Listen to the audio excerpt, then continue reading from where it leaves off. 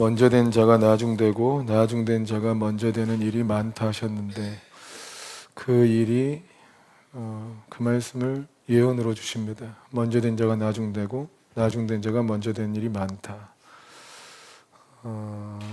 나중됐다 그래서 먼저 은혜 받지 말라는 법이 없죠. 그죠? 본문 말씀은 창세기 26장 1절에서 5절, 12절에서 16절 말씀입니다.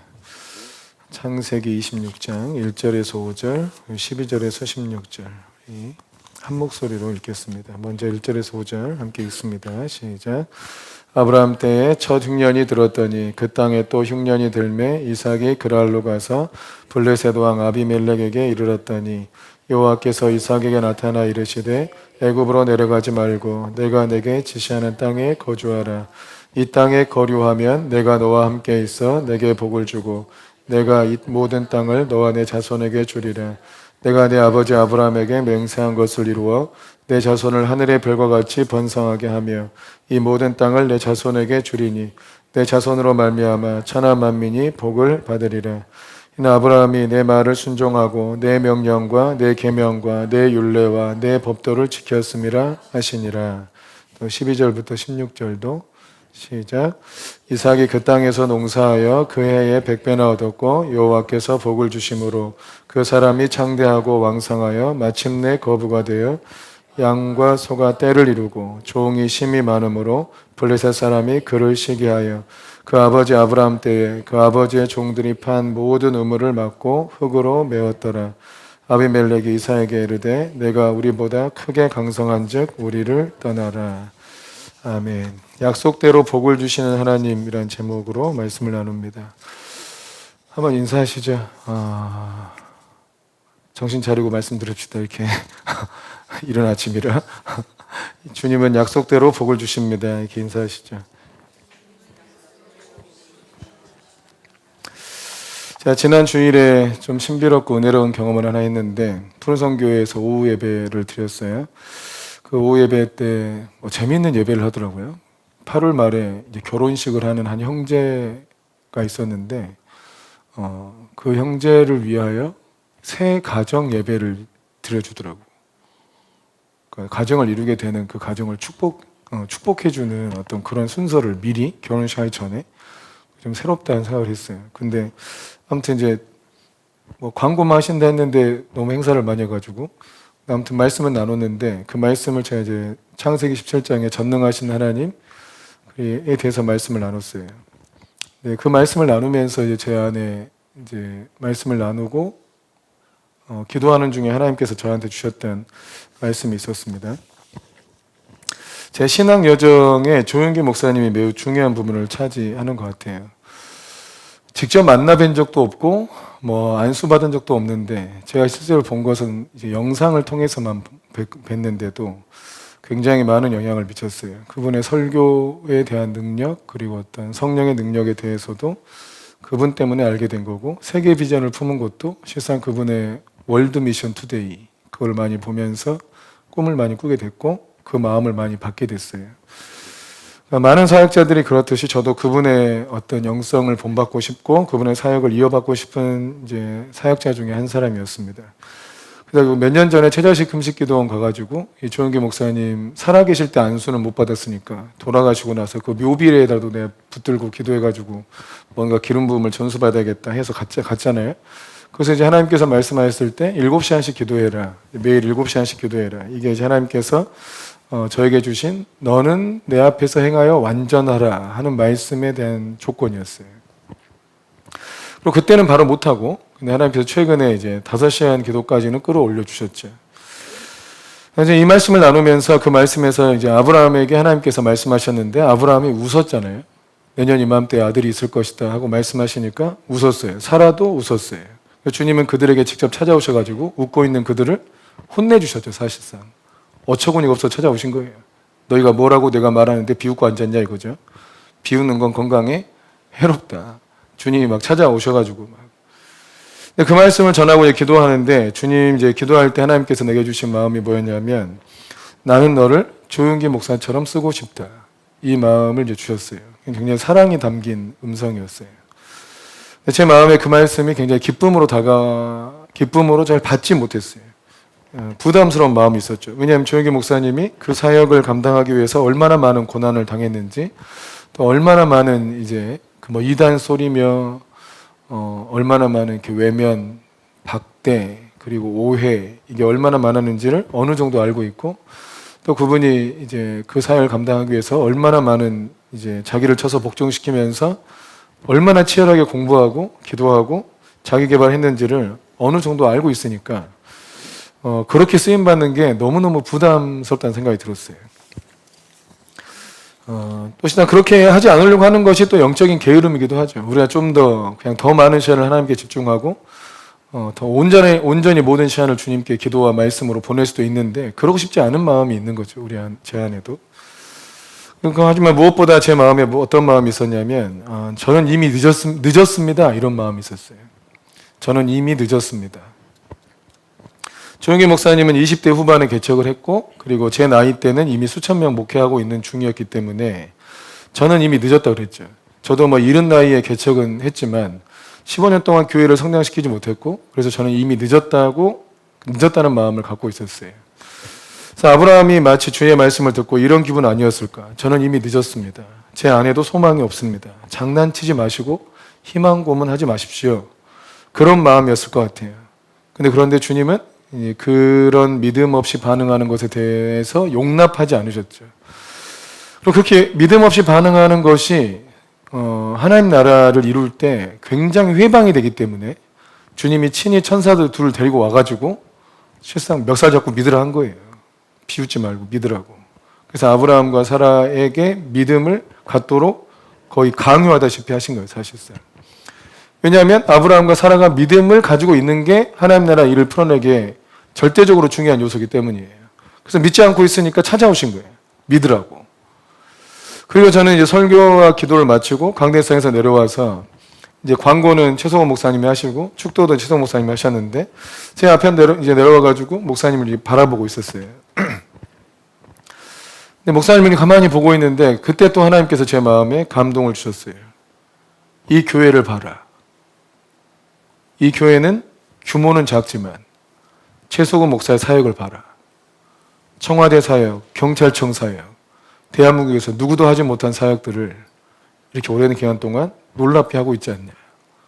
그래서 이 교회는 작지만 사역은 엄청나게 큰 교회다.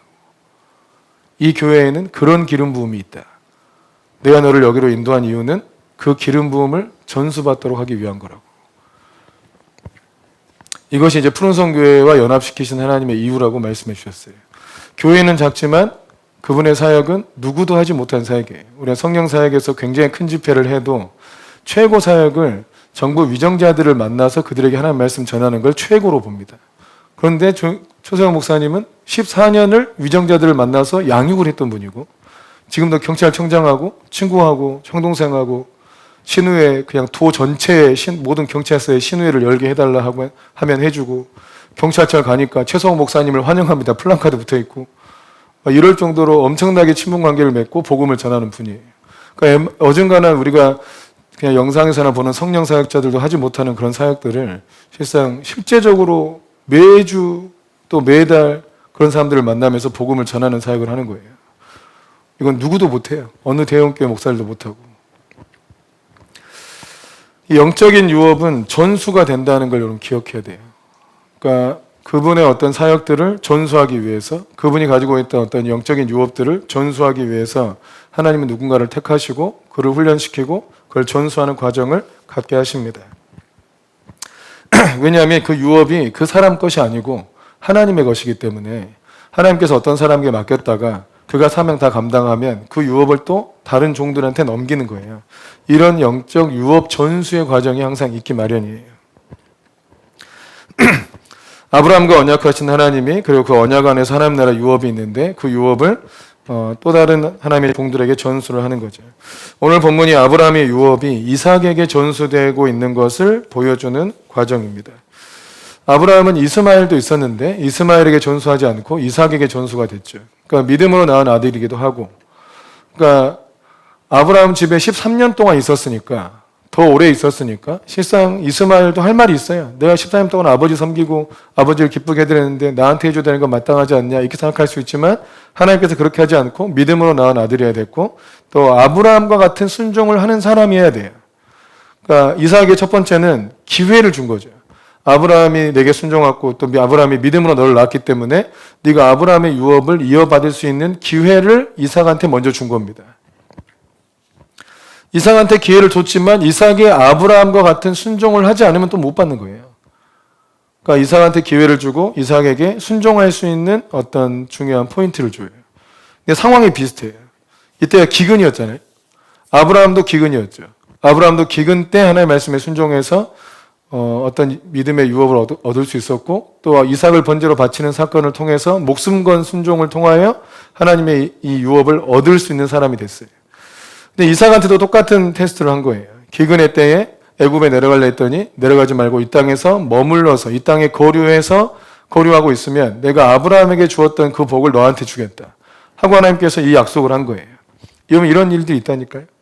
이런 기회를 내가 아브라함이 받았던 그 복을 내가 너한테 주겠어. 근데 조건이 있어. 너도 이때 이순종을 해야 돼 라고 말씀하신 거예요. 여러분 우리 공동체에는 많은 유업이 있다는 거 아십니까? 물론 교회마다 다 있겠지만 그것을 잘 받을 수 있는 사람이 있는지 하나님께서 늘 찾으시고 또 그를 테스트하고 순종할 수 있는지를 보는 거예요. 하나님께서 이삭을 찾아오셔서 말씀하셨죠. 3절 말씀인데 3절에 보면 이 땅에 거류하면 내가 너와 함께 있어서 너에게 복을 주고 내가 이 모든 땅을 너와 내 자손에게 주리라. 내가 내 아버지 아브라함에게 맹세한 것을 이루어서 주겠다 이거예요. 이 땅에 거류하면 내가 너와 함께 있겠다. 두 번째가 복을 주겠다. 세 번째가 이 땅을 너와 내 자손에게 주겠다. 분명하게 약속하셨죠. 이 땅에 거류하면 이라는 조건과 함께. 여러분 복을 주시는 근거가 어디 있냐면 5절 말씀이 있어요. 5절에 보면 이는 아브라함이 5절 말씀 떼어보세요. 이는 아브라함이 내 말을 순종하고 내 계명과 내 명령과 내 계명, 내 율례와 내 법도를 지켰기 때문이다.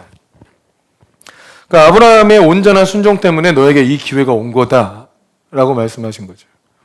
아브라함의 온전한 순종 때문에 너에게 이 기회가 온 거예요. 아브라함이 나의 명령, 나의 계명, 내 율례와 내 법도를 지켰다. 너도 그렇게 하겠느냐? 라고 물어보시는 거예요.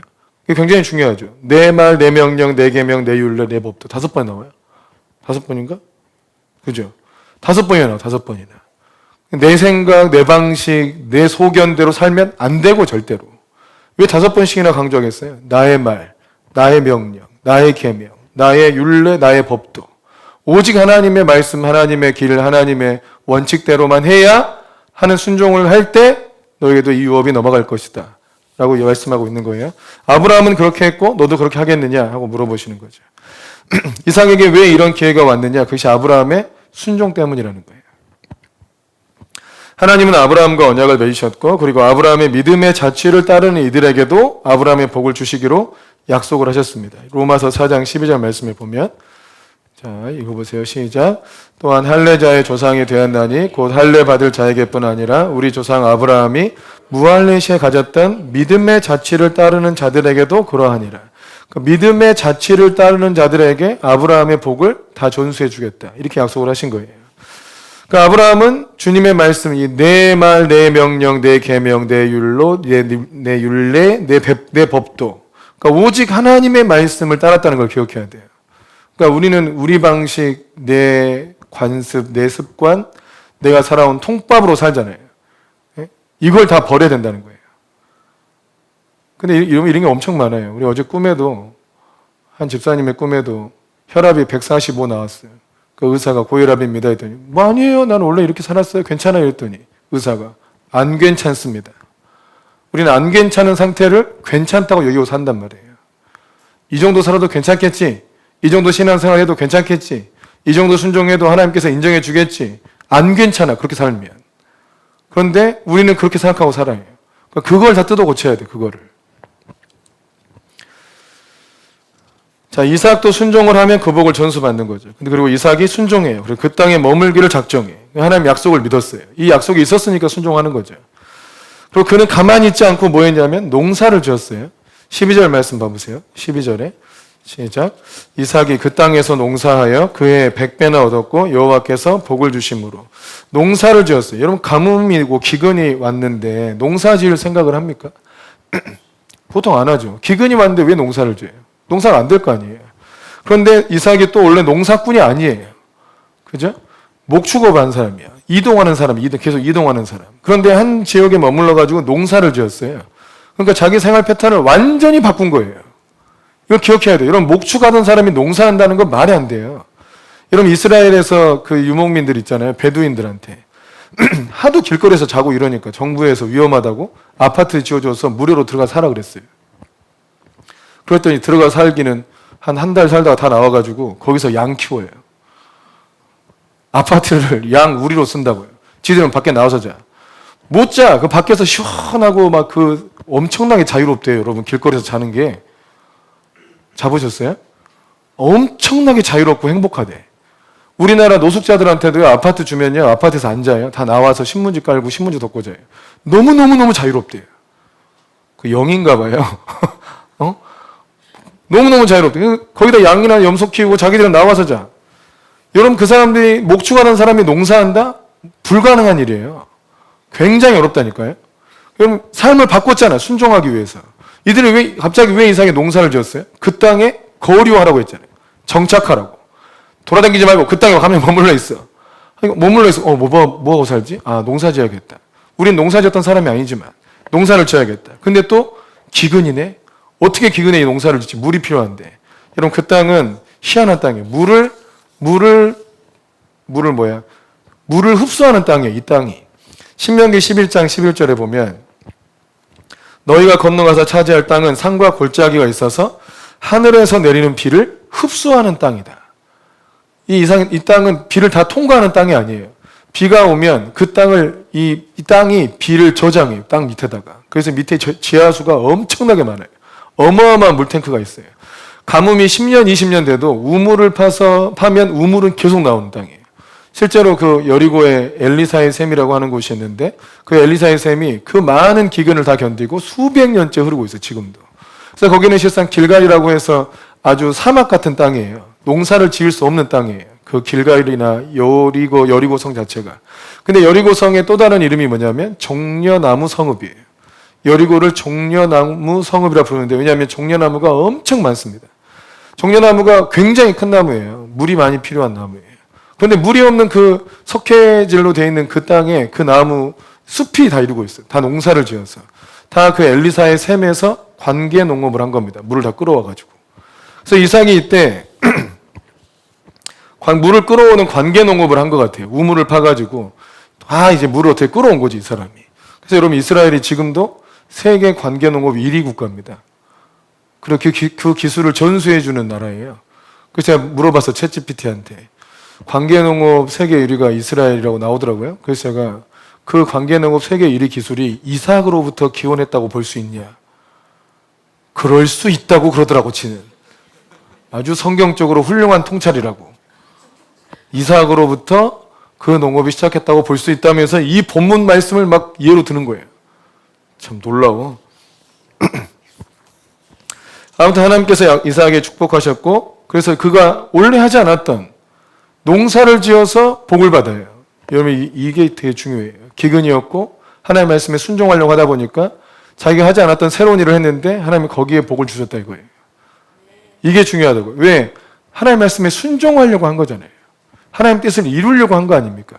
그 말씀대로 순종하려고 하다 보니까 자기가 안 했던 농사를 지어야 되고 농사를 지었는데 하나님 지혜를 주셔서 관계 농업을 했다 이거예요. 그랬더니 그곳에 하나님께서 복을 주셔서 100배나 얻었어. 그 약속하신 대로 하나님께서 축복하신 거예요. 아멘이십니까? 얼마나 복을 주셨냐면 그 지역을 다스리고 있던 아비멜렉보다 훨씬 더 강성하게 해주셨다. 그 지역의 제일 부자보다 더 큰 부자가 되게 해주셨어요. 그 하나님이 복을 주셔도 확실하게 주신 거지. 애매하게 받은 건지 안 받은 건지 모르게 주신 게 아니라 그냥 확실하게 보여주셨어. 탁월하게. 중요한 건 약속대로 주셨다는 거예요. 그러니까 하나님은 근거 없이 복을 주지 않아요. 이걸 꼭 기억해야 돼. 약속대로 주셨다. 약속하셨고 네가 순종하면 이 복을 주겠다. 이삭은 순종했고 하나님은 또 그 약속대로 확실하게 복을 부으셨다는 걸 기억해야 됩니다. 아멘이십니까? 전 8년 전쯤에 그 가정 예배 드리다가 아브라함의 복이 우리 가정에 임하는 거를 되게 경험했어요. 여러 번 얘기했는데 제가 30분간 혼자 통곡하면서 울었어요. 너무 감사해가지고 아브라함의 복이 우리 가정에 임했구나. 통곡하면서 울었는데 얘들과 아내가 당황해가지고 갑자기 찬양하다 제가 막 울었는데 울음이 그치지 않아가지고 30분간을 통곡하면서 울고 있으니까 다 얼어가지고 계속 기도가 그치기만 기다리고 있었어요. 끝나고 나서 얘기했어요. 하나님께서 우리 가정에 아브라함의 복을 주셨다고. 그리고 우리는 선교사로 부름받았다. 그리고 첫 번째 사명이 세부대교회를 부흥시키라고 하는 거다. 그리고 그 말씀을 받고 바로 세종에서 이제 이 화성으로 이사를 온 거예요. 세부대교회를 부흥시키라는 사명을 갖고. 그 말씀이 이루어지기까지 꽤 시간이 많이 걸린 것 같아요. 중간에 기름 부음의 역사는 굉장히 강력했지만 한번 징계를 받고 방황하기도 하고 광야에서 돌고 다시 하나님께서 우리를 버리지 않고 이따 이곳으로 인도하시고 아무것도 없던 우리 교회에 건물도 주시고 또 새로운 멤버들을 보내주시고 그래서 이곳의 교회를 어느 정도 안정적으로 은혜를 주셨어요. 그리고 우리는 부흥이라는 유업을 전 지체들이 좀 받아들이게 되는 여정까지 온 것 같습니다. 그리고 필리핀 부흥 집회 열리고 제주도나 남아공 사역의 어떤 부흥 사역들이 열리게 되는 중요한 시점에 와 있어요. 그러니까 세부대교회를 부흥케 하라. 이 말씀대로 하나님께서 은혜 주셨다고 생각돼요. 그리고 그 일이 이제 시작되는 현장에 와 있는 거죠. 중간에 우리는 교회가 사라질 위기도 겪었어요. 끝까지 순종하는 자한테 하나님께서 약속대로 복을 주는 거예요. 세부대교회를 부흥시켜라. 그 말씀 하나 받고 다시 올라와서 부흥을 위해서 수고하고 헌신했는데 중간에 무너지기도 하고 근데 하나님 다시 살려서 여기까지 인도해 주셨습니다. 하나님의 약속을 받고요. 그 약속에 순종하고 있으면 반드시 하나님이 그 일을 이루어내신다는 걸 믿어야 돼요. 근데 많은 이들이 그 약속을 지키지 못한 사람도 있어요. 우리 교회에 와서 이 교회를 하나님께서 이 교회를 통해서 부흥의 은혜를 주실 것이다. 우리의 이 평생을 살면서 하나님의 부흥의 역사를 보는 것이 그리스도인들한테 최고의 복입니다. 근데 그 부흥의 은혜를 누군가는 믿고 있고 누군가는 믿지 않고 떠나는 거죠. 그래서 많은 이들은 약속을 보지 못하고 약속이 성취되는 걸 보지 못하고 떠난 사람도 많습니다. 또 어떤 사람은 우리 교회에 올 때 하나님께서 큰 부를 주겠다고 약속을 받고 온 사람들도 있습니다. 물론 떠나고 없습니다, 지금. 근데 그들도 마찬가지로 그 약속을 받았지만 중간에 순적하게 일이 이루어지는 거 아니에요. 우리 교회는 죽었다 살아났다니까요. 그런 경험이 있다고요. 근데 그럼에도 불구하고 하나님 약속을 끝까지 믿고 인내하고 순종할 수 있느냐. 주님이 그걸 다 테스트하는 거예요. 그 과정을 거치고 인내하고 순종한 사람들에게 주님께서 약속대로 복을 주시는 거예요. 아멘이십니까?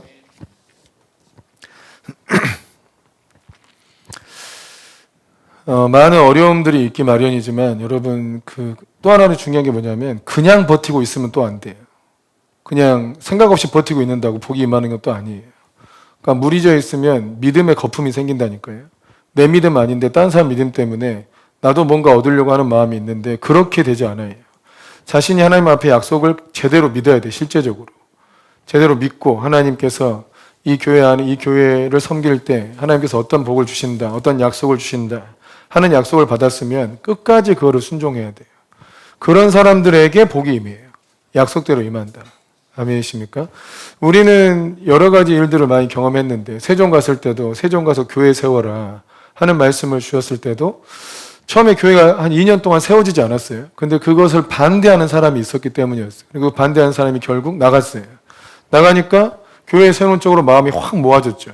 그리고 한 달 만에 교회를 세웠어요. 그 공주에다가.